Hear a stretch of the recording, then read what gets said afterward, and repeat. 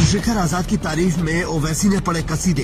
उत्तर प्रदेश की राजनीति में आने वाला है बड़ा भूचाल। अखिलेश यादव परेशान, बिना चंद्रशेखर नहीं बनेगी सरकार। उत्तर प्रदेश में चंद्रशेखर आजाद, अखिलेश यादव और आकाश आनंद के लिए सबसे बड़ा खतरा बनते जा रहे हैं, जिनके लिए बीजेपी भी मीटिंगें कर रही है और सपा की मीटिंगों में भी उन्हीं का जिक्र हो रहा है। लेकिन 2027 से पहले जो होने जा रहा है उससे यूपी की राजनीति में भूचाल आना तय है और सारे के सारे समीकरण बदलने भी तय हैं, क्योंकि ये सब समझ रहे हैं कि इस बार बिना चंद्रशेखर आजाद के सत्ता किसी के हाथ नहीं आएगी और बीजेपी के साथ वो जाएंगे नहीं। हाल ही में हुई सपा की मीटिंग्स में भी एक मत से नेताओं ने कहा कि चंद्रशेखर आजाद को साथ लेना होगा, लेकिन अखिलेश यादव के सामने भी वही मुसीबत है जो आकाश आनंद के सामने है। वो जानते हैं कि चंद्रशेखर आजाद यहीं रुकने वाले नहीं हैं। वो जितना काम करते हैं उतना कोई नेता नहीं कर पाता, इसलिए सबको डर लगा रहता है कि ये हमारी जगह खा जाएगा। इसीलिए बसपा ने कभी चंद्रशेखर आजाद को अपनी पार्टी में नहीं लिया और अखिलेश यादव भी गठबंधन से कतराते हैं। लेकिन ओवैसी ने जो बात कही है उसके बाद सबकी रातों की नींद हराम हो जाएगी।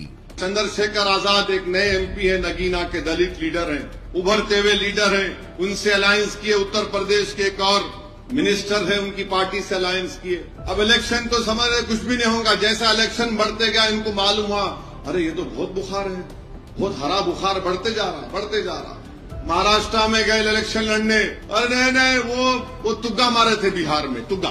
बोले ठीक है तुग्गा मारे, देखो अब छक्का मारते यहाँ पे। ओवैसी ने इशारों में साफ कर दिया कि हमने गठबंधन करके बिहार में जो किया वो यूपी में भी करने जा रहे हैं। दरअसल बिहार में ओवैसी की पार्टी का चंद्रशेखर आजाद के साथ गठबंधन था, लेकिन चंद्रशेखर आजाद ने कभी क्रेडिट नहीं लिया और इसी बात ने शायद ओवैसी का दिल जीत लिया। वो मानते हैं कि चंद्रशेखर आजाद उभरते हुए लीडर हैं। अब सोचिए, अगर हजारों किलोमीटर दूर बैठा नेता ये समझ रहा है तो क्या यूपी वालों को समझ नहीं आ रहा होगा? बिल्कुल आ रहा है, लेकिन चंद्रशेखर आजाद की स्पीड उनकी घबराहट की वजह है और बदलते समीकरण उन्हें सोने नहीं दे रहे हैं। कैसे, वो भी समझ लीजिए। 2011 की जनगणना के मुताबिक यूपी में मुसलमानों की जनसंख्या 19.26% थी, लेकिन अब ये संख्या बढ़कर 22 से 24% होने का अनुमान है, जबकि दलितों की आबादी भी करीब इतनी ही है। ये दोनों मिलकर 45% हो जाते हैं, जो सरकार बनाने के लिए काफी है और इसी फॉर्मूले से चंद्रशेखर आजाद ने नगीना जीता है। इसके अलावा ओबीसी में भी चंद्रशेखर आजाद ने सेंधमारी की है।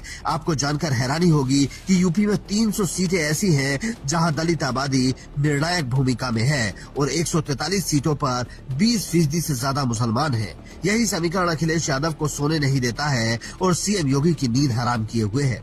हो सकता है कि इस चुनाव में चंद्रशेखर आजाद केवल किंग मेकर की भूमिका में हो, लेकिन जानकार मानते हैं कि अगर वो ऐसे ही मेहनत